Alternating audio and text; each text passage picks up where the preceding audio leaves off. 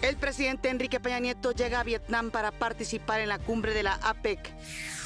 Ejecutan en Texas al mexicano Rubén Cárdenas. El gobierno mexicano condena los hechos y expresa sus condolencias. El secretario de Educación Pública, Aurelio Nuño, asegura que la transformación educativa sigue avanzando. Con mucho gusto podemos decir que las niñas y los niños están en sus salones de clase. Podemos decir que por primera vez después de 20 años... El Senado aprueba el proyecto de convocatoria para escoger al nuevo titular de la FEPADE. Lograr la mejor elección posible bajo criterios de transparencia, bajo criterios de máxima publicidad. El INE amplía una semana el plazo para que los aspirantes a una candidatura independiente a la presidencia junten firmas. El secretario de Hacienda, José Antonio Meade, dice que se va a investigar a fondo el caso de los mexicanos en el Paradise Papers. Toda la información que nos llegue será objeto de procesos de investigación por el SAT exactamente en los mismos términos que los fueron los Bahamas Leaks y los Panama Papers. El director general del IMSS entrega reconocimientos a médicos que hicieron intervenciones quirúrgicas durante los sismos. Sin embargo, nadie se movió de su sitio, nadie dejó de lado sus funciones, nadie abandonó ni la sala, ni mucho menos a los enfermos. México ingresa como miembro de la Agencia Internacional de Energía. Colombia decomisa el mayor cargamento de cocaína en su historia.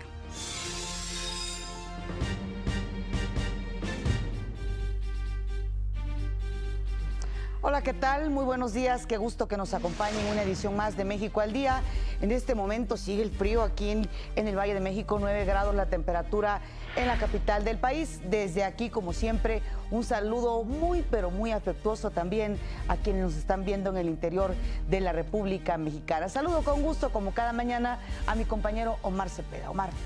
Hola, ¿qué tal, Pati? Muy buenos días. Es un placer saludarte esta mañana de jueves 9 de noviembre del 2017. Son las 6:32. Estamos listos para informarles y, por supuesto, de todo lo que está sucediendo en México, el mundo, los deportes, la cultura. Este es su informativo, le tenemos la noticia al día.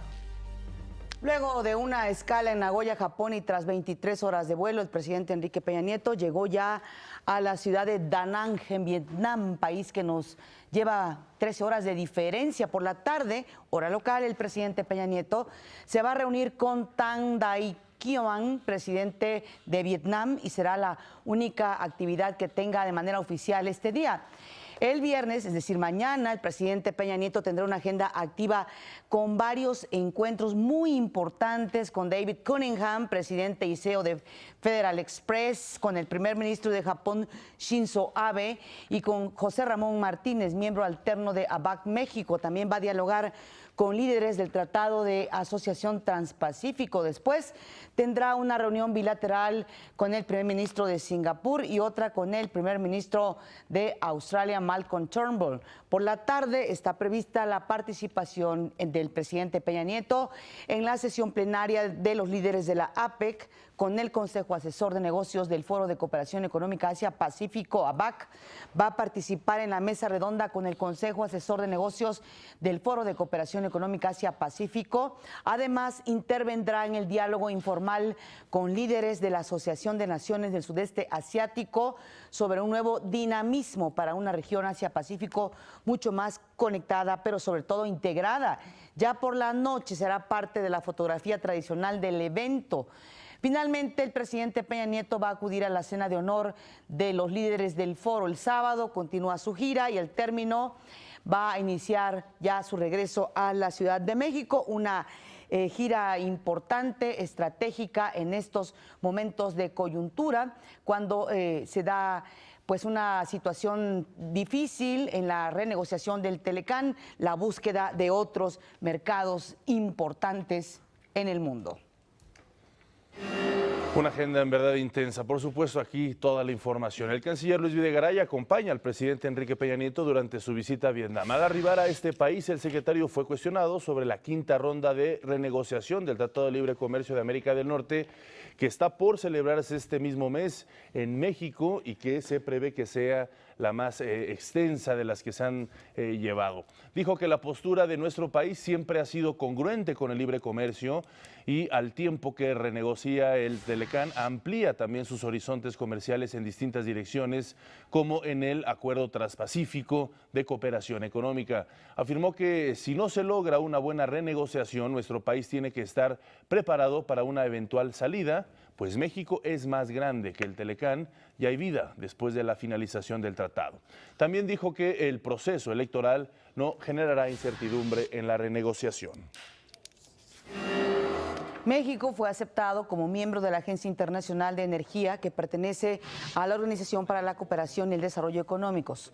Con esto, nuestro país se convierte en la primera nación latinoamericana en pertenecer a este grupo que reúne a los grandes consumidores de energía del mundo desarrollado. Reconocieron que México ha dado los pasos necesarios en un tiempo récord para cumplir los requerimientos internacionales.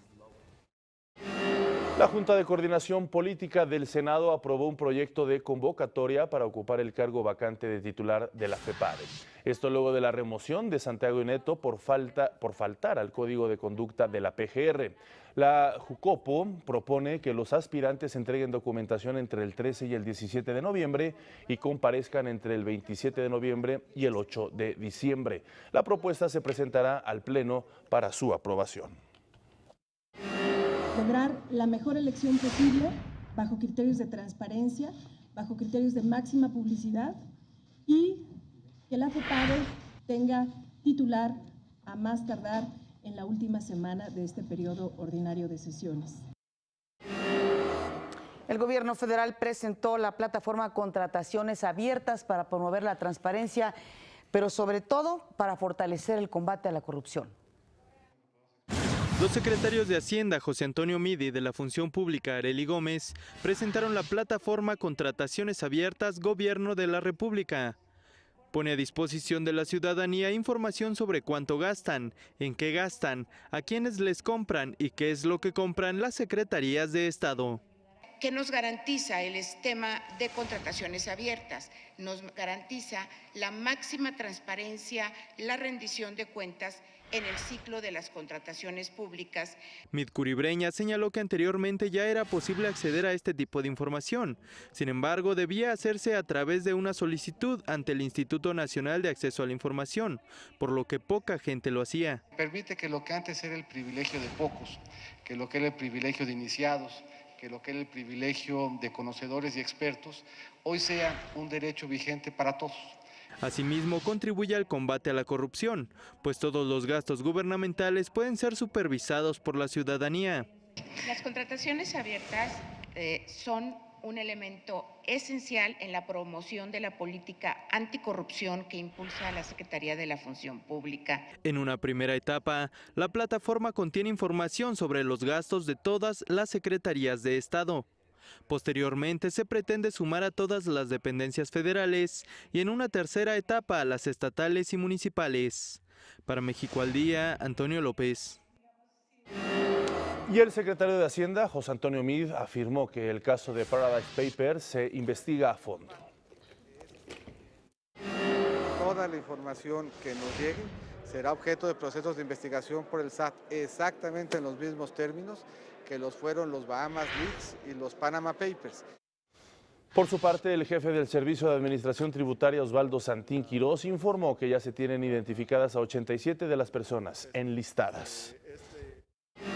Lo que corresponde hacer en este momento es verificar que el cumplimiento de las obligaciones fiscales de estas personas que fueron relacionadas en estos reportes sean correctas. En caso de identificar que haya algunas discrepancias entre la información de los reportes y la información que tenemos nosotros dentro de los sistemas institucionales, se iniciará el ejercicio de algunas facultades. También destacó las acciones que se están llevando a cabo para evitar la evasión fiscal internacional. Repatriaron cerca de 380,000 millones de pesos, que significó una recaudación cercana a los 20,000 millones de pesos. Este monto tan importante se explica en gran medida por la arquitectura que se ha ido construyendo alrededor del mundo para poder evitar que se abuse de los paraísos fiscales. Es decir, cada vez tenemos mejor información. El secretario de Gobernación, Miguel Ángel Osorio Chong, dijo que se pretende reducir a cero el secuestro en este país. Si se compara la incidencia de enero a septiembre del 2017 con el mismo periodo del 2012, se observa una disminución de casi 15%. Asimismo, de los 10 estados que entonces representaban el 81% de la incidencia, 9 han registrado una reducción. Sin embargo, mientras hay un solo secuestro, no debemos bajar la guardia, ni escatimar recursos hasta lograr el objetivo de tasa cero. El Instituto Nacional de Migración puso en marcha el operativo Paisano Invierno 2017. Desde este mes y hasta el 8 de enero se brindará atención a casi 5 millones de connacionales que regresan a nuestro país a celebrar las fiestas decembrinas. Participan de manera coordinada 21 dependencias de gobierno. Además, cuenta con más de 1,200 observadores voluntarios de la sociedad civil. Para más información, consulte la página www.gov.mx/paisano o llame a los números 01800 00 46 264 y 01800 201 85 42. En octubre, la producción y exportación de vehículos en México registró cifras récord en comparación con el mismo mes, pero del año anterior. De acuerdo con la Asociación Mexicana de la Industria Automotriz, las exportaciones aumentaron 12.7%. Es un dato pues muy importante por el impacto económico. La producción registró un alza de 11.1%. La producción acumulada de enero a octubre también creció a 10% a tasa anual, imponiendo lo que dicen los expertos, una marca histórica.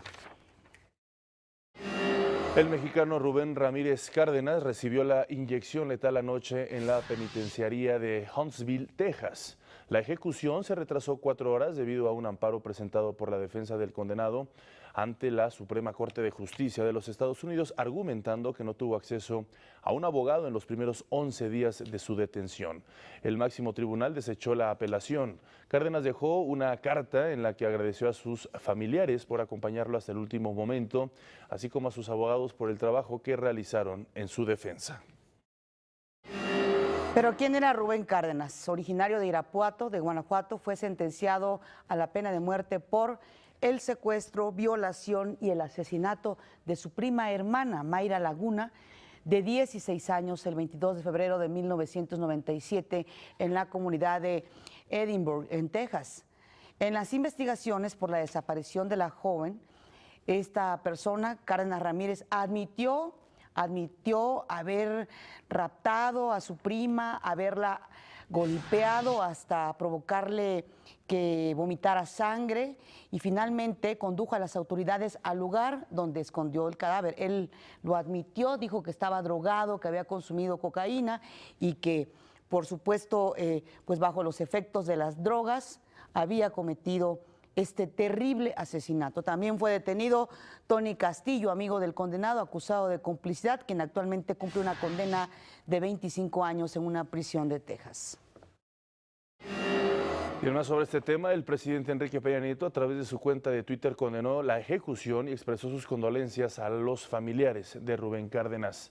Por su parte, la Cancillería informó que agotaron todas las acciones legales y diplomáticas para que se revisara nuevamente el caso y se suspendiera el cumplimiento de la sentencia. Además, indicó su oposición a la pena de muerte por considerarla una de las violaciones más esenciales a los derechos humanos, así como una sanción cruel. El secretario de Educación Pública, Aurelio Nuño, compareció ante diputados donde dijo que la transformación educativa en el país sigue avanzando. Al comparecer en la Cámara de Diputados, el secretario de Educación Pública, Aurelio Nuño, aseguró que en la transformación educativa el derecho de niños y niñas a un aprendizaje de calidad está sobre los intereses políticos. Agregó que la reforma educativa y la profesionalización de los maestros avanzan sin excepción en todo el país. Con mucho gusto podemos decir que las niñas y los niños están en sus salones de clase. Podemos decir que por primera vez después de 20 años no tuvimos un paro magisterial en mayo. Podemos decir que en agosto iniciaron los cursos sin ningún problema en todas las entidades del país. Pero además podemos decir que todo esto se logró con la reforma avanzando. Explicó que se continúa con una nueva relación con los maestros, quienes realizan su carrera a través del mérito y no por favores o influencias. Manifestó que con la fuerza de la educación habrá mayor igualdad y se combatirán la corrupción y la delincuencia. La transformación de México se dará con la fuerza de la educación, porque estamos absolutamente convencidos de que un país con mayor igualdad se construye con más y con mejor educación, porque estamos absolutamente convencidos de que el combate a la corrupción inicia con más y con mejor educación, porque estamos convencidos que el combate a la delincuencia y a la violencia se hace con más y con mejor educación. Sobre el tema de la reconstrucción de planteles, estimó que el 100% de la matrícula escolar regrese a clases el próximo lunes 13 de noviembre en la Ciudad de México y para el 6 de diciembre en los demás estados afectados. Para México al Día, Jacqueline López Zárate. El secretario de Salud, José Narro Robles, también compareció ante diputados. Ahí informó que de 2014 a 2016 el embarazo adolescente disminuyó 13.2%. Sin duda, la estrategia dada a conocer por el presidente Peña Nieto en enero de 2015 está funcionando. Ahí están los 2 años en donde ha estado funcionando esa estrategia. Y hay desafíos. Hay que fortalecer el sector público de la salud. Dijo que en diciembre estará lista la reglamentación para el uso medicinal de la marihuana. También hizo un llamado a reforzar las acciones para reducir el índice de diabetes, enfermedad a la que consideró como una epidemia nacional. Es sin duda la patología que más está incrementando en el número de defunciones y una de las que causa años de vida perdidos y calidad de vida perdido. Por último, hizo un reconocimiento a médicos, enfermeras y personal de salud que ayudó durante la emergencia por el sismo. El IMSS reconoció a los médicos que realizaron una serie de operaciones en el momento justo en que se registraba el sismo el 19 de septiembre aquí en la Ciudad de México. Este es un par de testimonios de lo que se vivió dentro de los quirófanos, donde se practicaban cirugías vitales en 2 de los hospitales más importantes del país, justo cuando se presentó el sismo del 19 de septiembre. El primero de ellos en el Centro Médico Nacional de la Raza y el otro en el siglo XXI. La estela del temor apareció en el ambiente, por supuesto. Sin embargo, nadie se movió de su sitio, nadie dejó de lado sus funciones, nadie abandonó ni la sala, ni mucho menos a los enfermos. Recuerdo estar en mi oficina cuando comenzó el temblor. Lo primero que vino a mi mente fue entrar a las salas quirúrgicas para verificar que todos nuestros pacientes estuvieran atendidos. En ese momento había 6 pacientes en cirugía, 9 pacientes en recuperación y una paciente estaba siendo trasladada hacia terapia intensiva. En el Hospital Siglo XXI se realizó la ceremonia institucional del Día del Médico, donde se entregaron reconocimientos a personal destacado en distintas disciplinas. Luego de celebrarse este acto desde 1937, esta vez fue diferente. Se honró la participación de doctoras y doctores durante y después de los sismos del 7 y 19 de septiembre. Hay que reconocerles a todos ustedes el valor. Había daños no estructurales, pero había daños muy fuertes. Había yeso caído, las juntas se habían abierto y nosotros no nos inmutamos. Quiero decirles que los cirujanos acaban de reconocer que estuvieron acompañados de las enfermeras, nuestras queridas enfermeras. Les damos un abrazo a nuestras enfermeras y un aplauso. Muchas gracias. Fue una ceremonia sencilla donde el reconocimiento que recibió el personal médico se extendió a todos aquellos que colaboraron ante la emergencia. Miquel Arriola hizo un repaso de la infraestructura hospitalaria dañada y también informó la construcción de 13 hospitales. ¿Qué son 13 hospitales? Vamos a crecer en 2 años en 30% la capacidad de consulta de segundo nivel de atención.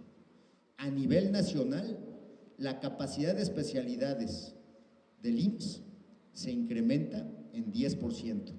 El número de camas hospitalarias del instituto se incrementa en 7%. El titular del IMSS detalló que estas nuevas unidades estarán listas en 2018 y tendrán una inversión de 27,000 millones de pesos. Para México al Día, Gustavo Castillo. Rosario Robles, secretaria de Desarrollo Agrario, Territorial y Urbano, aseguró que el proceso de reconstrucción tras los sismos en Oaxaca y Chiapas ya está en marcha.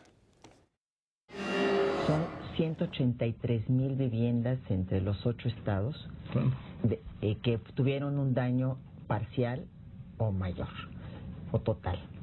De esas, alrededor de 50,000 tienen que reconstruirse, tienen que volverse a construir y desde luego es una tarea gigantesca. Empezamos a construir las casas, nosotros queremos tener por lo menos de aquí a diciembre 10,000 casas construidas. Indicó que el apoyo de la gente será fundamental para que este proceso termine lo más rápido posible. El jefe de gobierno de la Ciudad de México, Miguel Ángel Mancera, dijo que todos los recursos generados del Fondo de Desastres Naturales van a ser entregados directamente a los damnificados del sismo que hayan sido censados por la SEDATU. Las tarjetas, esas tarjetas de débito, serán directas a las personas y no es dinero que vaya a tener la Ciudad de México. Eso es muy importante que la gente lo sepa. No es algo que nosotros vamos a recibir. Eso se debe estar aprobando hoy, estos 300 millones para el tema de vivienda. Y las administraciones pues serán también en parcialidades. Entonces, pero eso va a ser directo a las personas que aparezcan en ese censo que tiene SEDATU y que fue la autoridad que lo desarrolló. El director del Centro Nacional de Prevención de Desastres, Carlos Valdés González, presentó 3 escenarios sísmicos que pueden afectar a la Ciudad de México. Explicó que la primera posibilidad es que se repitan 4 temblores de magnitud 7.5 y 7.7. De ahí la importancia de la prevención y de atender todos los protocolos que se explican en medios de comunicación y, por supuesto, de los 3 niveles de gobierno. Un segundo contexto, dijo, es que ocurra únicamente uno que alcance una magnitud de 8.2 grados. El tercer panorama, planteó, es que ocurra un movimiento tectónico igual al ocurrido en 1957, el cual fue de 8.4. Obviamente no da fechas, puesto que esto no se puede predecir. No se puede predecir, pero la importancia de esta explicación que dio el director del Centro Nacional de Prevención de Desastres, del CENAPRED, es que México es un país sísmico.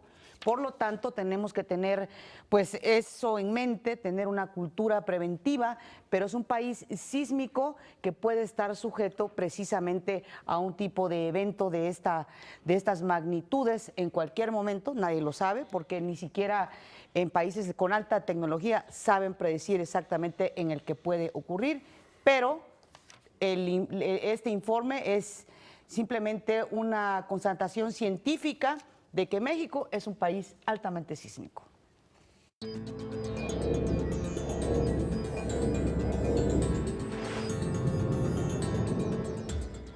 El Tribunal Constitucional de España anuló por unanimidad la declaración unilateral de independencia de Cataluña al calificarla como un grave atentado al Estado de Derecho. Recordó al Parlamento catalán que el derecho a la autonomía no es ni puede confundirse con la soberanía. Por su parte, el presidente del gobierno español, Mariano Rajoy, hizo un nuevo llamado para que la gente participe en las elecciones del 21 de diciembre, dada su importancia para Cataluña y para el país.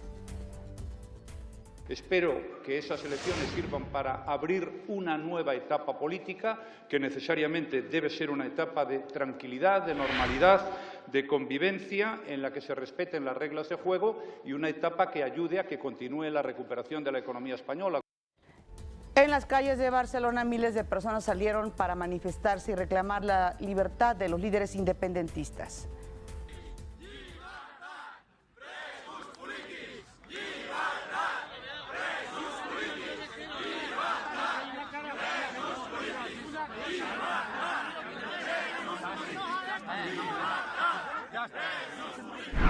El inspector jefe de la Unidad de Delitos Económicos y Financieros de España, Manuel Morocho, afirmó que el actual presidente del gobierno español, Mariano Rajoy, sí recibió dinero de las cajas B del Partido Popular.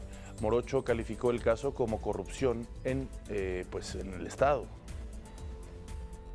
Son cargos de personas que estaban vinculadas a la formación política en aquel momento o que continúan en ella, o personas que en algún momento han ocupado una posición dentro de la estructura de la formación política.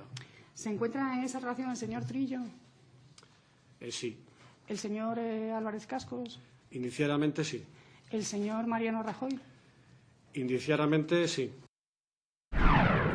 El expresidente de la Generalitat, Carles Puigdemont, anunció que va a crear una estructura estable que coordine su gobierno desde Bélgica, es lo que dijo. Él dice que su gobierno es legítimo. También va a pedir la libertad de los 8 funcionarios del Govern, a los que califica como presos políticos. En una carta, Puigdemont se dirige a los catalanes asegurando que entiende la desorientación que tienen los ciudadanos por la falta de respuesta ante los ataques contra representantes e instituciones de Cataluña. También aseguró que el gobierno legítimo, dice, su gobierno va a cumplir con sus obligaciones. Y el equipo de especialistas de la Unión Europea para detectar y combatir los ataques de Rusia a través de Internet informó que en los últimos meses el Kremlin ha publicado información falsa sobre el independentismo en Cataluña. De acuerdo con el diario El País, en varios medios de la eurozona se ha publicado que el español ya se enseña como idioma extranjero en Cataluña y que altos funcionarios de la eurozona apoyan que se emplee la violencia ahí, en esta autonomía española. Al respecto, la alta comisionada de la Unión Europea para la Seguridad, Federica Mogherini, dijo que todas las falsas noticias van dedicadas a debilitar a los países miembros de la Unión Europea y apuntar el desmoronamiento de la eurozona, ofreciendo de esta forma a Rusia como una alternativa. El presidente de Colombia, Juan Manuel Santos, informó que su gobierno decomisó más de 12 toneladas de cocaína. Se trata del decomiso de la mayor cantidad de esta droga en la historia de ese país, cuyo valor en el mercado se calcula en más de 360 millones de dólares. Gracias a una operación de nuestra policía, con colaboración de inteligencia del exterior de países amigos, se hizo la incautación más grande en la historia. Nunca antes, desde que comenzamos hace más de 40 años a luchar contra el narcotráfico, habíamos hecho una incautación de esta magnitud, más de 12 toneladas de cocaína. Y también lo más impactante de esta cifra es que 12 toneladas de cocaína que son consumidas o iban a ser consumidas en el mundo. ¿Y cuál es el principal mercado del mundo? Estados Unidos. Bueno, la droga estaba repartida en 4 almacenes de la región de Urabá, en el noreste de Colombia. De acuerdo con las autoridades, la droga pertenece al Clan del Golfo, que es el mayor cártel de narcotraficantes colombianos. Y como parte de su gira por Asia, el presidente de los Estados Unidos, Donald Trump, visitó China y fue recibido por su homólogo Xi Jinping. El presidente Trump agradeció al gobierno chino por las medidas que ha tomado últimamente para limitar el poderío de Corea del Norte. Horas después de arribar a Pekín, y aunque en ese país está prohibido el acceso a algunas redes sociales como Twitter, Facebook o Google, Trump tuiteó para agradecer al presidente Xi Jinping y su esposa Peng Liyuan por la inolvidable tarde en la ciudad prohibida, y luego repitió su advertencia a Corea del Norte de que no subestime ni ponga a prueba al gobierno de los Estados Unidos. También, por supuesto, firmaron varios acuerdos comerciales, acuerdos que tienen que ver con tecnología, con la industria automotriz. Luego de las declaraciones del presidente Trump en China, autoridades de Corea del Norte dijeron que Estados Unidos debería sacar del viejo poder a ese, así lo llamó, viejo lunático, antes de que desate un conflicto. Además, debe detener de inmediato la política hostil hacia Pyongyang. Esto lo informó la agencia de noticias estatal de Corea del Norte.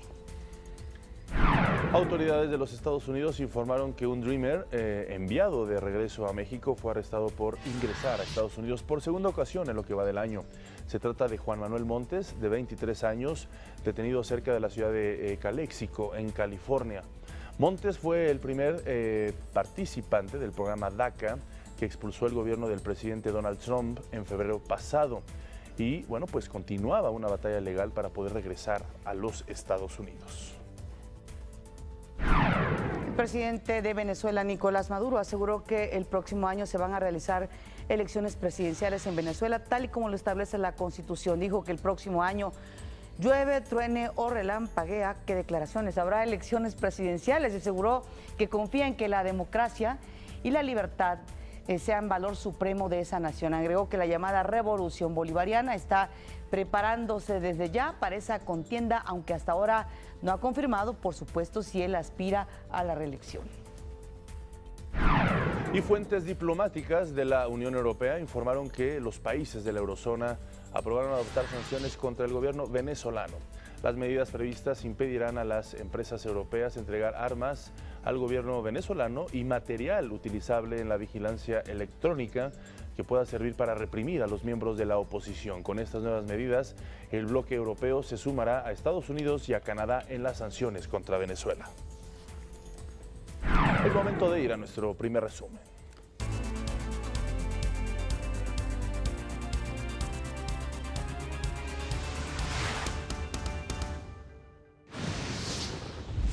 Llega el presidente Enrique Peña Nieto a Vietnam para participar en la cumbre de la APEC.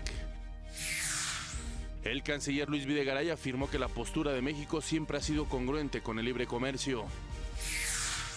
Con mucho gusto podemos decir que las niñas y los niños están en sus salones de clase. Podemos decir que por primera vez después de 20 años, el secretario de Educación Pública, Aurelio Nuño, aseguró que el modelo educativo y la profesionalización de los maestros avanza en todo el país.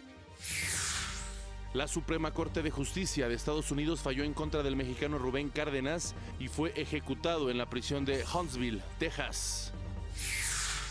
El presidente Enrique Peña Nieto condenó la ejecución y expresó sus condolencias a los familiares de Rubén Cárdenas. Los secretarios de Hacienda, José Antonio Meade, y de la Función Pública, Arely Gómez, presentaron la plataforma Contrataciones Abiertas para promover la transparencia y fortalecer el combate a la corrupción. En noticias internacionales, el Tribunal Constitucional de España anuló por unanimidad la declaración unilateral de independencia de Cataluña. Más adelante, en los deportes, listas las semifinales de la Copa MX. El América jugará contra el Monterrey y el Pachuca se medirá ante el Atlante. Esta mañana nos da mucho gusto que esté aquí en el Estudio de México al día. Esta mañana damos la bienvenida al Estudio de México al día. Nos da muchísimo gusto que esté aquí en el estudio Inés Recamier. Ella es escritora de novela, cuentos para adultos y cuentos para niños, con quien vamos a hablar precisamente de su nueva novela, Entre Mundos, y la que está próxima, que es El Quinto Cristal. Inés, antes que nada, muchísimas gracias por estar con nosotros. Pero a mí me gustaría, antes de entrar a tu obra, preguntarte, ¿desde cuándo descubriste que la literatura, que la escritura era parte de tu vida? Mira, precisamente hubo un momento que me marcó mucho, que fue cuando yo era niña. Todavía se escuchaba el radio en la casa todo el día, y escuché a León Felipe declamando. No sé qué dijo, pero la forma yo habré tenido 7 años, claro. La forma en cómo lo dijo, la cadencia, en ese momento empecé con esta idea de escribir. Para mí lo más padre de escribir siempre ha sido el juego con las palabras, la cadencia de los versos, ¿no? La prosa poética. Entonces, todos los escritores de alguna manera empezamos haciendo poesía, rimas, versos, y luego, siempre lo digo, los que se quedan haciendo poesía ya son los másters, y los otros ya aprendemos el uso del lenguaje y nos vamos a otro tipo de cosas como el relato o la novela o el cuento. Claro, y de ahí viene, bueno, por supuesto, una evolución. Seguramente fuiste a la práctica, por ahí revisando en tu biografía, pues obviamente aprendiste las técnicas. Pero aquí en la mesa tenemos tres libros con diferentes cortes, estructuras para niños y otros precisamente, sobre todo, Entre Mundos, que abarcas también esta nueva forma de vida mimetizada con las nuevas tecnologías. El mundo virtual, las redes sociales, que son muy, muy sensuales, muy atractivas y muy peligrosas. Cuéntanos precisamente de qué se trata este libro. Entre Mundos es una mujer que tiene una crisis a mediana edad. Hablamos poco de las mujeres en estas crisis, ¿no? Pero también las tenemos, no nada más los hombres.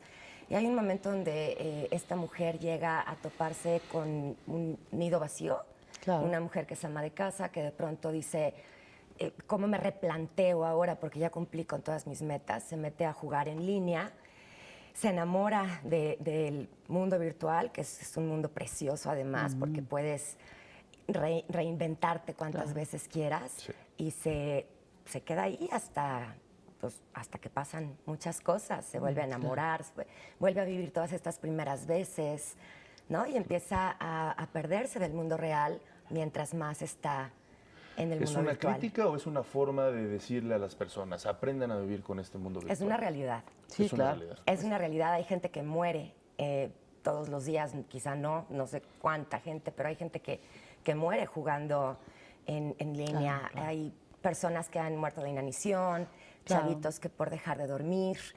Es un peligro, sí es un peligro, pero también es un escape. El mundo en el que vivimos es muy doloroso.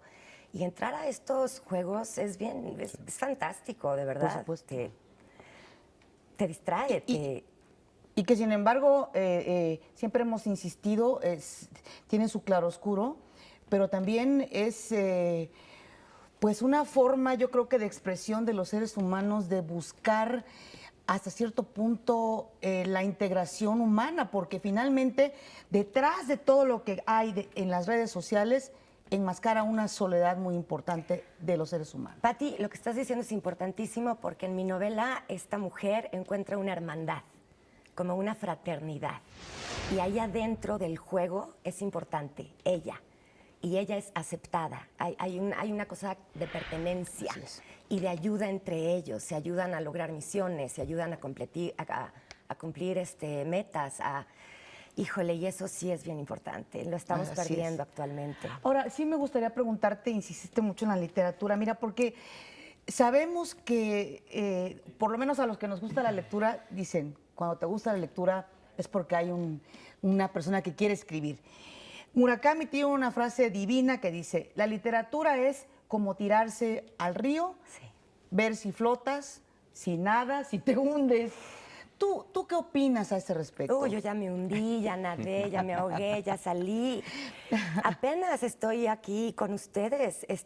Mi novela la presenté en el 2013 y apenas estoy teniendo la oportunidad realmente de sacarla. Y soy muy afortunada, porque se está distribuyendo todavía. Es una novela que hemos podido mantener viva. Yo la saqué porque es un momento importante para sacarla, ¿no? Claro. Mandarla a concurso y esperar un par de años a ver. Es difícil el momento y cada cosa tiene su momento y a veces depende de la suerte, claro, del que llegue al público adecuado. Apenas estoy tocando y llevo ya muchos años. La Máscara del Viento lo escribí yo creo que hace 10, 12 años. Así es. La Máscara del Viento, que es es una publicación pues para niños, pero tiene mucho que ver también con nuestra historia prehispánica. Platícanos un poco de ella y cómo fue también esa transición. ¿Qué tan fácil ha sido estar entre dos mundos? Es padrísimo porque lo mejor que me pasa a mí es trabajar con los niños. Yo trabajo mucho con los niños y son perfectos. Tienen esta creatividad abierta y suelta y La Máscara del Viento, por ejemplo, yo retomo al dios del viento, a Hecatl, y cuento una historia actual, ¿no? La muerte de un abuelo. Es un cuento que a mí en lo personal me encanta. Junto con él tengo Capsis, que es la primera diosa estrella de mar, también es una leyenda maya. Tengo a Tonatiuh, quiero republicarlo, es el dios del sol. Y ahorita estoy trabajando con la Coatlicue. La Coatlicue. Que está difícil el tema, pero quiero traerle a los chavos a nuestros dioses, porque nuestros dioses tienen cosas muy buenas y la verdad es que los conocemos por sus maldades.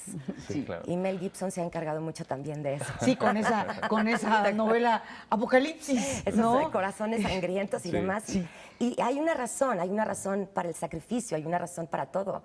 Es parte de nuestra historia. No, y más en esta vida en realidad que tenemos, ¿no? La virtual, la de redes sociales, donde los jóvenes están pues adentradísimos a las nuevas tecnologías, nuevas herramientas, y muchas veces se está perdiendo la simpatía. ¿Tú crees, por la lectura, por los libros, tú crees que estamos en una crisis al respecto?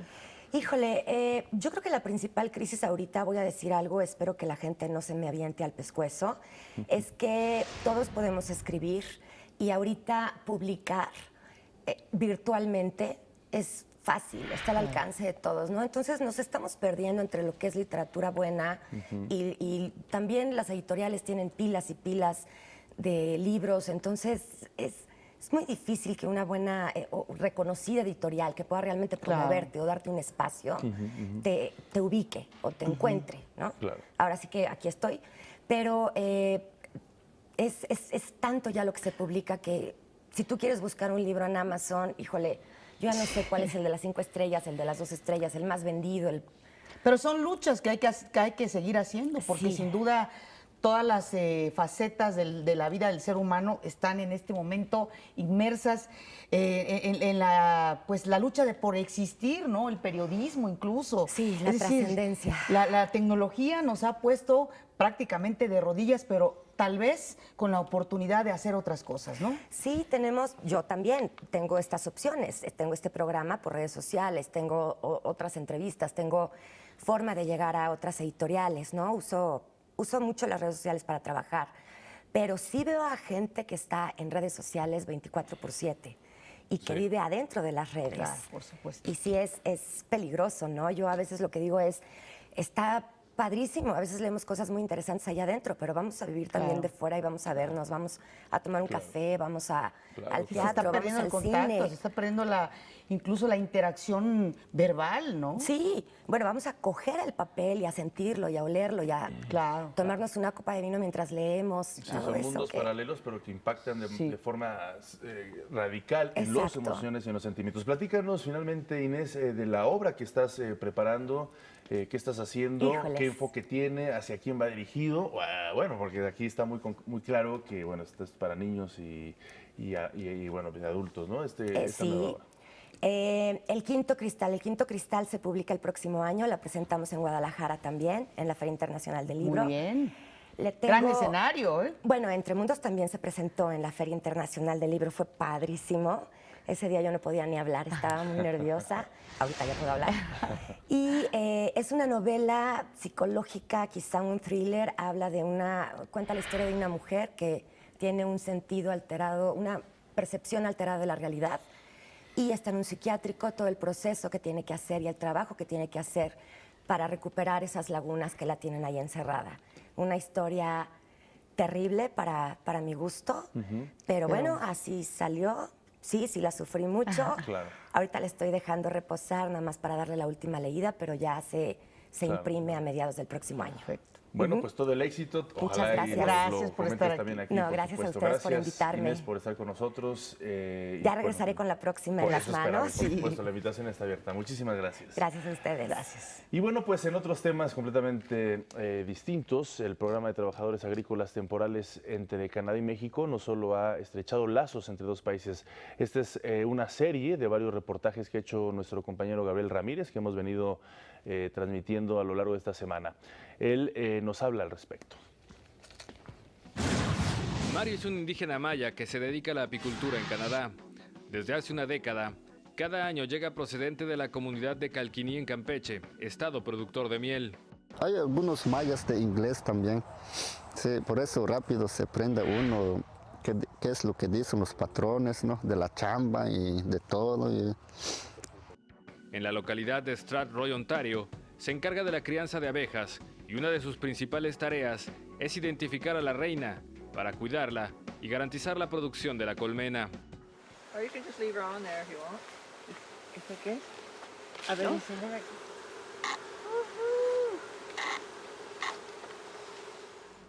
Mario labora en la granja de la familia Walker como parte del programa de trabajadores agrícolas temporales. Mario's been with us for 10 years. And he does an excellent job, excellent worker. He drives all our vehicles. We got 30 different bee yards, so he can go off to all the bee yards and collect pollen or put boxes on, do whatever we need to do. We got a 5-ton stake truck that he drives with no problem. Este programa, puesto en marcha en 1974, permite a los granjeros canadienses solicitar a los mismos trabajadores agrícolas mexicanos año con año. Con el paso del tiempo, los lazos entre ambos llegan a ser casi familiares. Absolutely. Like when you when you work with somebody for 30 years, there's a relationship, there's no question. And they come, in some cases, they become almost like family. We used to say, we go to each other's funerals and weddings. Este es el caso de Mario y la familia Walker. Me tratan bien y todo lo que ellos necesitan, ellos me dan zapatos para chambear y me compran ropas para chambear también y a veces me llevan de vacaciones. Sí, como 2 años ahorita fuimos de Negofo, ¿cómo se llama? Negofo, ¿no? Donde cae el agua. Sí, sí. Dicen como mis padres, ellos también, ¿no? Me tratan bien. He's like another son. We have 2 sons, but he's like another son. Durante la grabación de este reportaje, una abeja le picó a Mario en un párpado. La señora Walker inmediatamente se hizo cargo de la situación. Que le picó una abeja. Oye, le picó.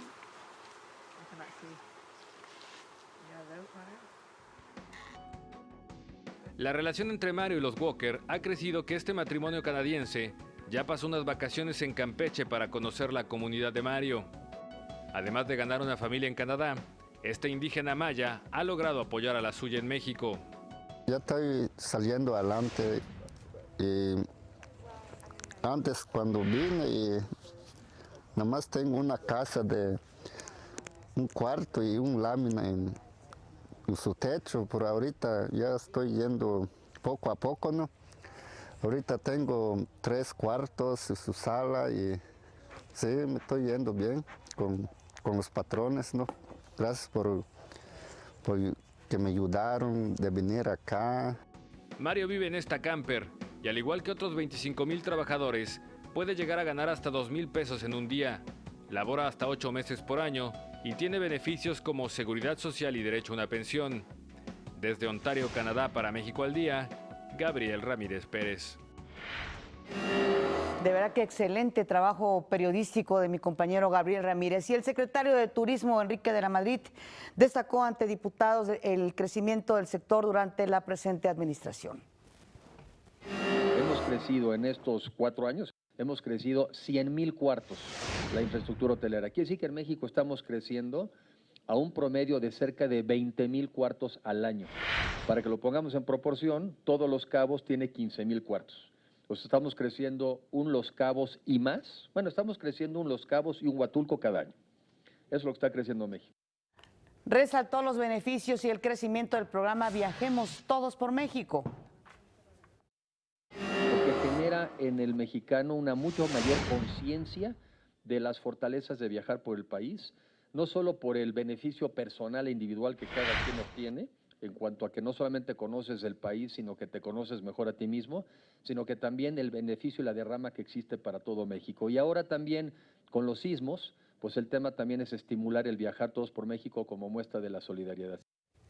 Algo que en comparación con hace 4 años, México está recibiendo 75% más turistas provenientes de varias partes del mundo, la mayoría de Estados Unidos, Inglaterra, Argentina y Brasil. Y en la Cámara de Diputados, el secretario de Medio Ambiente, Rafael Paquiano Alamán, compareció ante comisiones para informar sobre los avances en este sector.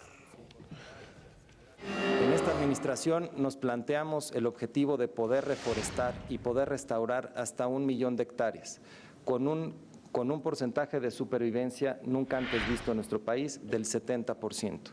Al día de hoy hemos cumplido ya con el 87% de esta meta.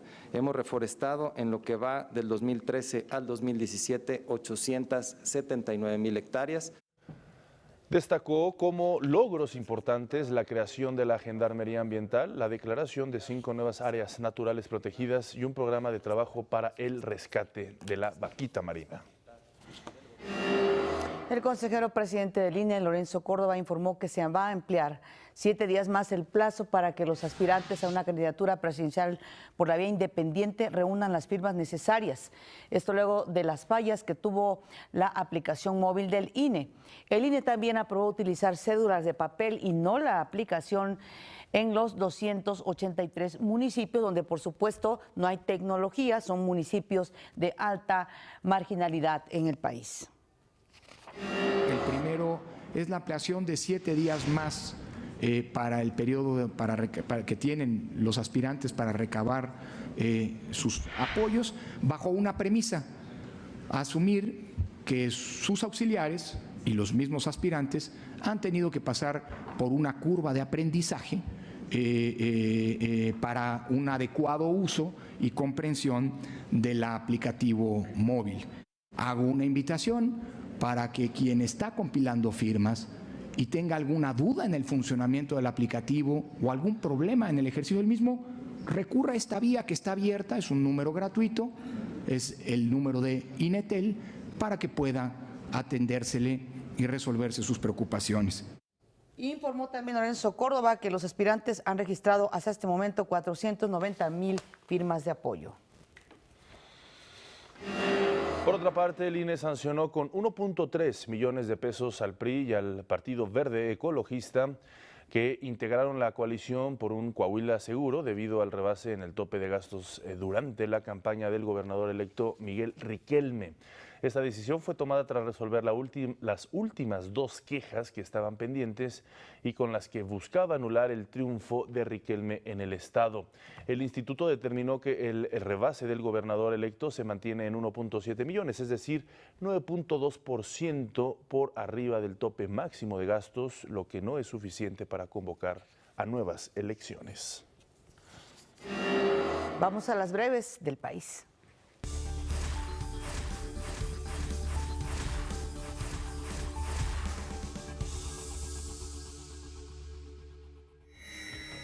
Elementos de la Secretaría de Seguridad Pública detuvieron a una alumna del CCH Vallejo en posesión de 30 panqués de marihuana.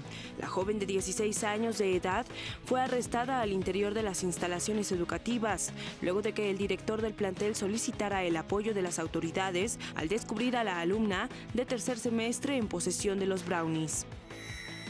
El director del Cerezo de Cuautitlán, Cuauhtémoc Gutiérrez González, fue destituido de su cargo luego de que se encontraron 632 objetos prohibidos al interior del penal. La Secretaría de Seguridad del Estado de México encontró droga, objetos punzocortantes, aparatos electrónicos y de comunicación durante un operativo en la prisión. El Servicio Meteorológico Nacional informó que el Frente Frío número 9 y las fuertes rachas de viento provocarán temperaturas por debajo de los 5 grados en la zona norte y centro de nuestro país. Además, se prevén rachas de viento superiores a los 60 kilómetros por hora en las costas de Tamaulipas y Veracruz. Un presunto secuestrador que operaba en el Estado de México y que fue detenido por la Agencia de Investigación Criminal de la PGR se aventó por las escaleras de las oficinas del Aceido cuando iba a ser trasladado a un penal federal. El sospechoso resultó con lesiones en las costillas.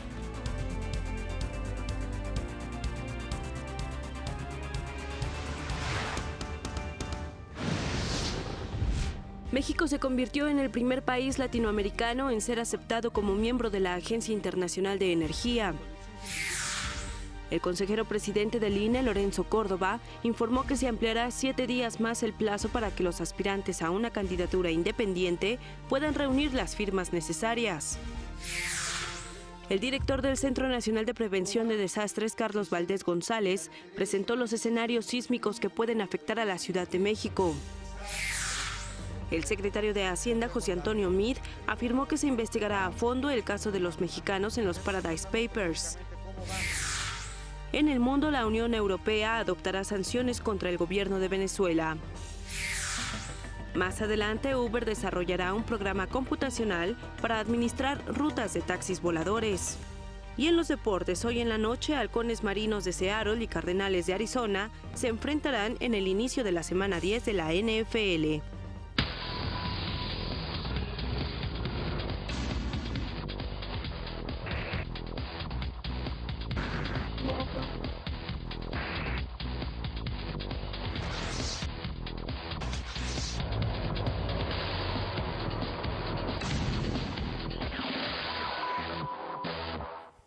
De este mundo real nos vamos al mundo virtual como todos los días. Ya está lista Ana Cristina Olvera. Ana Cris, muy buenos días también para ti. Muy buenos días, Pati, Omar, qué gusto me da saludarlos esta mañana y por supuesto, sobre todo aquellos quienes nos sintonizan a través de la señal de Ingenio y de Aprende TV del canal 22 Y por supuesto a través de las redes sociales, estamos en Facebook Live, a través de Noticias México al Día, y nuestras publicaciones en Twitter las pueden seguir en @mixaldía. Y hablemos precisamente de cómo las redes, de cómo las aplicaciones tecnológicas y móviles pueden cambiar la forma en cómo vemos el mundo. Y esto es lo que pretende Google, llenando sus aplicaciones de datos locales como una forma de enriquecer el contenido al que tienen acceso los usuarios. Ahora, de momento en forma de experimento, la compañía está incluyendo los datos de la contaminación ambiental de las ciudades en su aplicación Google Earth, a través de un acuerdo con una empresa local que será la que provea estos datos. De momento está limitado a un área muy concreta de la geografía americana: San Francisco, la Bahía, la zona central de Valle y Los Ángeles. La idea es mostrar los datos de contaminación como una suerte de mapa de calor superpuesto como una capa adicional a las ya disponibles en su aplicación. Además de servir como una forma de anticiparse a las condiciones contaminantes del día, también sirve para estudiar núcleos de contaminación en las ciudades y, por supuesto, ponerles remedio. Y es que muchas ciudades asiáticas, por ejemplo, la gente ya tiene que checar, así como uno checa el clima para vestirse, tiene que checar el nivel de contaminación para saber si tiene que tomar alguna precaución extra en su camino.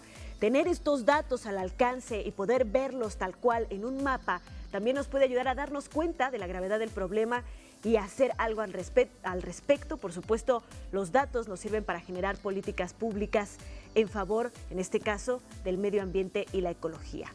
Vamos ahora a un punto en donde se borra la línea entre la Tierra y el espacio. Y es que Uber llegó a un acuerdo con la NASA, así es, para desarrollar un programa computacional para administrar rutas de taxis voladores. El director de productos de Uber, Jeff Holden, también afirmó que la empresa empezará a probar servicios de taxi aéreo para 4 pasajeros y velocidades de 322 kilómetros en Los Ángeles, esto en el año 2020. Holden dará a conocer los últimos planes sobre taxis aéreos de Uber en el Web Summit, una conferencia anual sobre Internet que tiene lugar en Lisboa esta semana y en Portugal.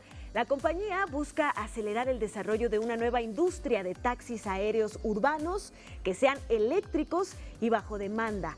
La empresa está trabajando estrechamente con reguladores de aviación en los Estados Unidos y Europa para lograr aprobaciones regulatorias para ese fin y, bueno, por fin cumplir esa predicción de muchísimos escritores de ciencia ficción y de películas donde las personas viajan en autos voladores. Uber es una de las empresas que quiere hacer esto realidad y para esto se une con la NASA. Y bueno, después del éxito obtenido por la franquicia de Pokémon Go, la firma Niantic ya se encuentra trabajando en una versión parecida al Pokémon Go. Recordarán esta aplicación de realidad virtual con la cual las personas pues se la pasaban cazando Pokémones por todos lados, pero ahora con los personajes del mundo mágico de Harry Potter. Harry Potter Wizards Unite se basará en una premisa iniciada por Ingress y continuada por Pokémon Go, lo que podría indicar que los jugadores puedan ser divididos en equipos, posiblemente en las casas de Hogwarts, y tengan que conquistar localidades de sus ciudades.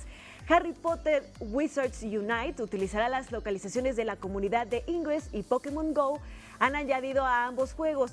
El título de realidad aumentada del joven mago se lanzará en 2018, desarrollado conjuntamente por Warner Brothers Interactive y su nueva marca de Portkey Games. ¿Qué significa esto? Pues que la realidad aumentada sigue teniendo un nuevo auge. Recordemos cómo revolucionó la industria de los juegos este famoso Pokémon Go, que hacía que las personas pues ya no solo estuvieran sentadas jugando, sino que es un llamado a la acción y es una línea delgada otra vez borrosa entre la tecnología y la realidad, la llamada realidad aumentada, que es otra de las tecnologías que prometen revolucionar nuestro mundo en el futuro cercano.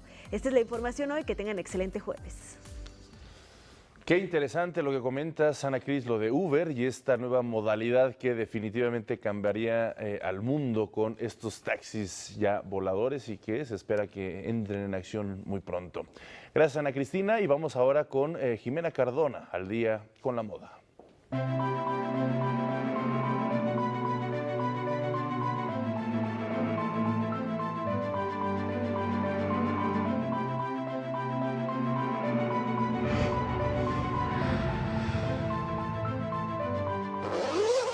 Buenos días, bienvenidos al Día con la Moda. Soy Jimena Cardona y hoy les voy a hablar de la historia y evolución de un calzado muy representativo, las botas vaqueras. Las botas vaqueras nacieron por la necesidad de un calzado fuerte para los jinetes que montaban a caballo por largas jornadas. Uno de los primeros estilos es el Wellington, que se originó en Gran Bretaña por el duque de Wellington, y este era básicamente una bota recta de piel lisa con tacones de 1 pulgada y punta cuadrada. Los vaqueros usaban un tipo de bota llamada Hess, que tenía un corte en V en la parte delantera y con adornos, como borlas de seda o cuero que se colgaban del frente. En 1870, en Kansas, Estados Unidos, se originaron las botas conocidas como Coffeyville, y estas eran normalmente de cuero negro con tacón cubano bajo. En la parte delantera de la bota tenían un injerto, por lo general de color diferente o con un símbolo, como una estrella o un caballo. Entre las décadas de 1920 y 30, las botas vaqueras se convirtieron en un artículo de moda como resultado de las películas y programas de radio sobre el salvaje oeste. Después, en 1940, se volvieron más coloridas y complejas al incorporar imágenes del oeste como los cactus, las águilas, caballos y herraduras. En la década de los 50, los dedos de los pies de las botas vaqueras se empezaron a realizar en forma puntiaguda, pues eran cuadrados o redondeadas hasta entonces. Y en esta época se popularizaron cuando los rodeos se convirtieron en una forma de entretenimiento y la música country empezó a ser más oída. En México, las botas vaqueras son muy populares en los estados del norte del país, ya que las pieles y actividades de estos lugares promueven su uso. Las hay sencillas o elaboradas de pieles exóticas de animales, entre los que figuran serpientes, cocodrilos, avestruces, con diseños grabados y con una mezcla de colores en todo el calzado. Se caracterizan por su diseño con terminación en punta, la cual puede ser cubierta con un casquillo de metal. Si bien su origen se remonta a una herramienta para montar a caballo, se han ido transformando para que todo el mundo haga uso de este tipo de calzado, que en los últimos años ha tenido más éxito, sobre todo con el público femenino, ya que pueden ir combinadas con unos jeans, unos shorts o bien un vestido o una falda. Esto fue todo por el día de hoy. Les agradezco mucho que me hayan acompañado y les recuerdo mis redes sociales y mi blog que ahora aparecen en sus pantallas. Esto fue El Día con la Moda. Yo soy Jimena Cardona y tú y yo nos vemos la próxima semana.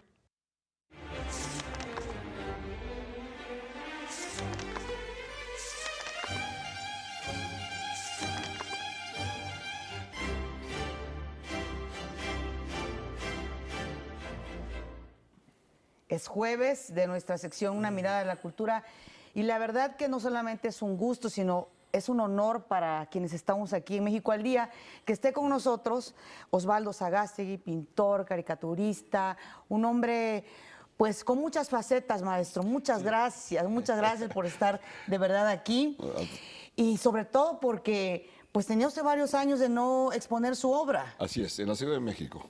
Así es. Bueno. Sucede que, pues mira, esta actividad doble que tengo profesionalmente, aunque la caricatura ya prácticamente ya es historia de mi vida, después de 43 años de estar en la página editorial de Excelsior. Así es. Pues ya pasó un buen rato. Invitado por don Julio Scherer, ¿no? Sí, yo entré en 1968 a la escuela. Yo venía a ver las Olimpiadas. Yo vivía en Italia cuando llegué a México. Me vine a ver a mi hermano Marino, que era el otro caricaturista de Excelsior. Y bueno, me fui quedando, me casé y me quedé. Y para mí las Olimpiadas todavía no han acabado, digo yo, porque pues, desde entonces estoy aquí. Y bueno, inicié mi vida periodística, maravillosamente vivida, y recuperé, y dejé 20 años de pintar. Pues yo profesionalmente ya trabajaba en Europa, estuve 8 años en Europa trabajando. En Roma, ¿no? En Roma, básicamente. Luego, después de 20 años, recupero mi profesión, y bueno, he trabajado muchísimo por varias partes del mundo. Puedo decir con orgullo que hay 13 museos, 14 museos en diferentes partes del mundo que tienen obras mías, sobre todo la parte abstracta, ¿no? Sí. Que es totalmente diferente a lo que puede significar la caricatura. Claro. El objetivo de esta exposición es precisamente eso, demostrar que una sola persona puede permitirse profesionalmente hacer 3 o 4 géneros diferentes. Entonces, de esa medida, va a ser es una exposición curiosa, única, sui generis. Ojalá la gente pueda ir a ver y descubrir lo que se puede hacer realmente cuando hay, antes que nada, voluntad y sobre todo ganas de trabajar. Maestro, ¿qué le inspiró precisamente después de 20 años, después de 20 años hacer aquí en México, como ya lo aclaró, esta exposición, pero haber sobre todo retomado la pintura y haber dejado la caricatura? Bueno, la caricatura ya después de casi 40, de más de 40 años de trabajar en ello, los tiempos han cambiado. También los tiempos en el periodismo en México han cambiado. De cuando yo llegué ahora, el concepto de la caricatura ha tomado otro giro. La apertura desde Fox bajó un poco la potencia de la explosión de la caricatura.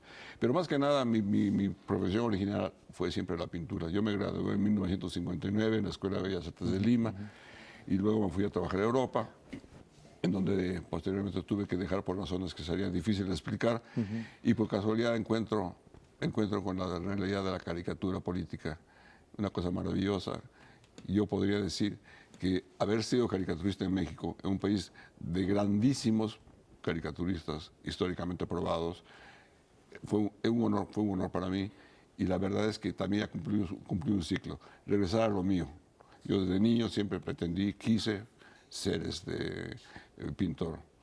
Manuel Felgueres formó parte clave en esta etapa de caricaturismo. Exactamente. En 1964, yo estando en Roma, me invita Antonio Sousa a la galería más importante de la Ciudad de México, en donde se formó la famosa Ruptura. Sí, claro.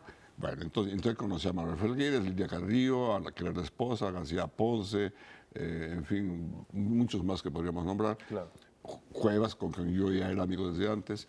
Y resulta que después de 20 años me encuentro con él en una reunión. Él no sabía que yo estaba aquí en México, él pensó que yo me había ido a vivir a Europa otra vez. Y me dice, ¿cuándo llegaste a México? ¿Por qué no viniste a saludarme? No, pues ya tengo muchos años. ¿Cómo muchos años? Me dice, pues, ¿qué estás haciendo? Yo ya no pinto. Y no me quiso creer, porque la exposición que traje de Europa en ese entonces llamó muchísimo la atención a la gente joven, porque era pintura abstracta, informalística, lírica. Y la verdad es que entonces se sorprendió y me dice, oye Osvaldo, por cierto, que te quiero decir, en Excelsior hay un caricaturista que se llama igualito que tú. Y le digo, no, soy yo mismo. Creo que casi se va de espaldas, porque pues él no podía entender que un pintor abstracto de origen peruano, que vivía en Europa, que tenía que hacer en México en la página más importante del país, porque la página 7 de Excelsior era la gran página. Claro. Bueno. Y bueno, le conté la historia y me dio envidia porque me dijo que él la iba de maravilla. Dije, pues yo era como ellos en ese época. ¿Qué me pasó? Y a raíz de esta conversación empecé a trabajar. No pude regresar fácilmente. Se pierde absolutamente la relación del cerebro con la mano cuando uno deja de trabajar. Sí. Y bueno, después de 3 años, con dos opciones de retirarme, definitivamente, logré ver una lucecita en la oscuridad, un cuadro que me salió por ahí, que está exhibiéndose, por cierto, que es además la portada de este catálogo, en el cual yo dije, bueno, sí estoy en lo mío otra vez, y hemos empezado. Y hace 10 años más o menos se me ocurrió una idea de volver a hacer, a través de lo que se puede llamar surrealismo, proponer algo entre la caricatura y la pintura surrealista, algún tema que pudiera preocuparnos a todos. En este caso, la desaparición del agua dulce, la poca conciencia que tenemos sobre la desaparición del agua dulce. Y entonces comencé a pintar cosas que pudieran ser entre artístico, plástico y al mismo tiempo algo de caricatura. Y eso es lo que estamos presentando en este momento. Maestro, pero finalmente lo que es la caricatura política, que además tiene un fin muy especial. Por supuesto. Es la pintura, ¿no? Son dos mundos que se juntan. ¿Por qué? Porque finalmente el autor quiere decir algo. Para empezar, en este caso el autor tiene un origen diferente a los demás caricaturistas. Primero es pintor antes que ser caricaturista. Eso me da la oportunidad de hacer planteamientos que probablemente otros caricaturistas no pueden, porque la pintura es tan compleja como lo es la caricatura. Como yo empecé como pintor y luego me volví caricaturista, se me facilitó mucho plantear esta opción de la pintura con espíritu caricatura. Y ahí es lo que estamos presentando en este momento en el museo. Claro, es una exposición no solo sui generis, pero también usted alguna vez dijo que su alma es un espíritu curioso de ratón. Así es. A mí me gustó mucha expresión porque, por supuesto, usted ha sido una persona que ha viajado mucho, que ha vivido mucho. Usted es peruano, tiene la nacionalidad mexicana, tengo entendido ya. Claro. Vivió en Roma, ha estado en Nueva York. Es decir, realmente su vida es una caja de muchas experiencias. No, y si el tiempo no alcanzaría para contarles todo lo que he vivido y lo que he sido. Desde la selva amazónica, en donde me criaron, en la selva primitiva. Conocer la civilización a los 7 años. Empezar a ver lo que es la vida civilizada. Claro. Y de ahí a los Andes, luego a la costa, luego a Europa, luego a México, aprendiendo siempre a ser alguien diferente. Pero aparte, como tenía la habilidad del dibujo, siempre tuve la base del dibujo, hice publicidad, hice diseño de modas de mujeres, hice dibujos animados, que no he hecho en la vida. Todo esto me ha creado un bagaje que me permite hacer las cosas que hago. Claro. Pues aquí está, maestro, esta gran invitación que hay para el público, el poder asistir a ver esta exposición suya en el Museo José Luis Cuevas, sí. ¿no? ¿Cómo ha sentido usted la respuesta del público? Porque eso es importante. No, lo importante, efectivamente, uno está sujeto o en espera quizá que la crítica y todo lo demás. Eso ya lo pasé muchos años. A mí me está preocupando más bien cómo hacer que el espectador se pare ante un cuadro que no tiene aparentemente una lectura fácil y sin embargo no se mueva. Poco a poco he logrado crear un puente entre el espectador que no está familiarizado con el arte abstracto, que sí se para ante el cuadro y no se mueve y comienza a descubrir cosas que uno propone. Claro. Ahora yo le pregunto también, en estos momentos que hay tanta tecnología, tantos distractores, tantas cosas que, como diría alguien por ahí, bueno, Lipovetsky lo escribió, ¿no? Sí, la vacuidad que hay. Así es. En muchos aspectos. Y el arte, maestro Sagástegui, no está exento de esa vacuidad. No puede. De esa banalidad. Por lo contrario, alimenta muchísimo este espacio, efectivamente. Yo creo que el arte no va a morir nunca, para empezar. Es parte del ser humano, por supuesto. Claro. Cambia la forma de decir. Aquí se puede aclarar una cosa. En el arte no hay progreso, por ejemplo. En el arte hay cambio, hay modificación. Tan válido es las cuevas de Altamira, artísticamente hablando, como puede ser el arte más avanzado en este momento. O sea, yo siempre he dicho que no hay progreso, hay modificación, hay cambio, y en esa medida todos los artistas tenemos que ser representantes de nuestra época. Aunque utilicemos elementos académicos, aunque utilicemos elementos ya conocidos, tenemos que decir que de alguna manera hay una obligación de ser parte o un intérprete en la parte plástica de lo que es la vida moderna. Claro. ¿Hasta cuándo va a estar esta exposición, maestro? Hasta mediados de enero, por lo tanto hay mucho tiempo para visitarlo. Pues hasta cierto punto también hay que apurarnos, ¿no? El tiempo se va rápido y... no me hablen de tiempo, porque a mí se me está pasando rapidísimo. Bueno, pues le agradecemos mucho que haya estado. Para nosotros, como bien lo dijo Pati al inicio de esta entrevista, es un honor tenerlo aquí. Y bueno, por supuesto, asistir a esta exposición donde lo podremos conocer a usted más a fondo. Muchísimas gracias. Gracias a ustedes, muy gentiles. Al contrario, gracias. Y bueno, pues vámonos hasta Islas Mujeres, un pueblo mágico de Quintana Roo.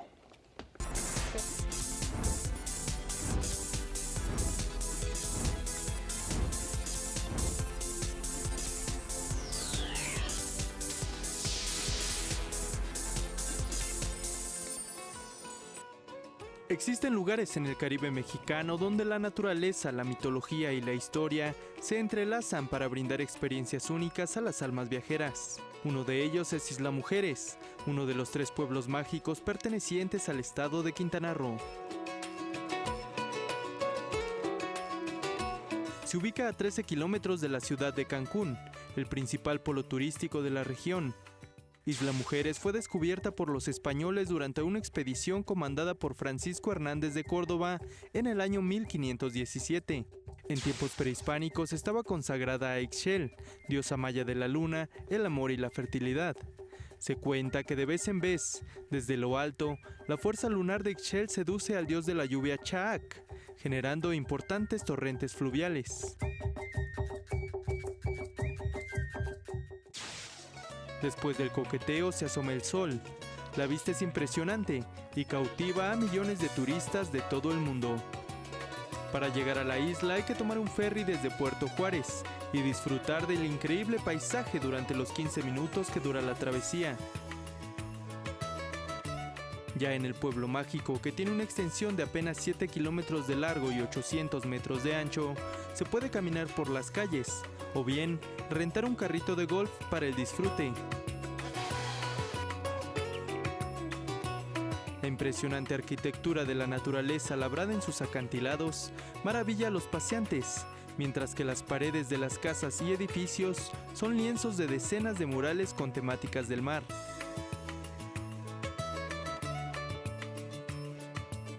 En algunas calles hay artesanías hechas por los lugareños y aún se observan casas tradicionales construidas por los primeros habitantes a base de madera y lámina. Uno de los principales atractivos es Tortugranja, un centro de protección donde se pueden conocer diversas especies marinas como estas tortugas blancas caguama y carey, de apenas una semana de nacidas y que alcanzarán en su adultez hasta el metro de largo y los 100 kilogramos de peso.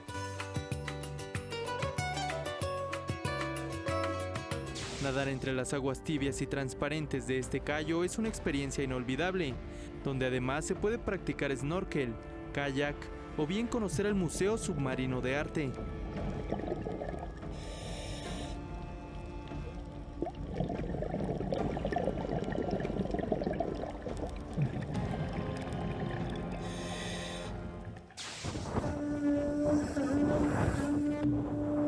Otra opción para quienes gustan de la historia y la cultura es la punta sur de la isla, donde hay vestigios de un santuario maya dedicado a Ixchel, y también se puede conocer la hacienda del famoso pirata Fermín Mundaca, quien durante una expedición se enamoró de una isleña, por lo que decidió quedarse en el lugar. En 2015, Isla Mujeres obtuvo la codiciada categoría de Pueblo Mágico, por ofrecer una experiencia mágica a sus habitantes. Bueno, tenemos cortesías para otro evento cultural. Le vamos a regalar 5 pases dobles para la obra de teatro Enemigo del Pueblo, que se va a presentar mañana a las 8 horas en el Teatro del Bosque Julio Castillo, en el Centro Cultural del Bosque, ubicado atrás del Auditorio Nacional. Una obra clásica de Ibsen, por cierto. Para obtener uno de estos 5 accesos dobles, solo tiene que llamar al estudio. Ahí están los teléfonos 3601-8118 y 3601-8119. O escribir a la cuenta de Twitter, @mexaldía, mencionando que desea una cortesía para ver El Enemigo del Pueblo. Y vamos ahora al resumen.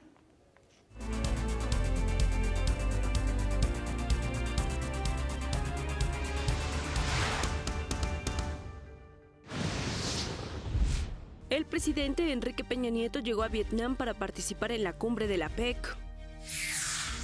El secretario de Educación Pública, Aurelio Nuño, aseguró que el modelo educativo y la profesionalización de los maestros avanza en todo el país. Ejecutan mediante la inyección letal al mexicano Rubén Cárdenas en la prisión de Huntsville, Texas. En el estudio, Inés Recamier, escritora de novela, cuentos para adulto y cuentos para niños, nos habló de su novela Entre Mundos. Es una mujer que tiene una crisis a mediana edad y hay un momento donde esta mujer llega a toparse con un nido vacío.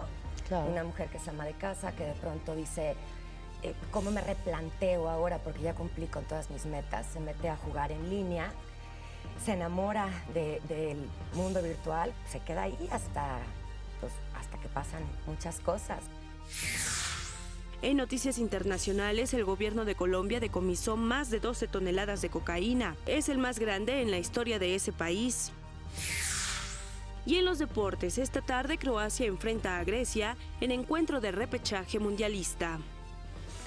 Muchas gracias por estar con nosotros esta mañana de jueves. Disfrútenlo. Nos vemos mañana con más información en México al Día. Así es, gracias a Miguel González, que esta semana nos acompaña en el lenguaje de las señas, pero sobre todo a usted por vernos. Este es un esfuerzo informativo de Televisión Educativa. Pásela excelente. Hasta luego.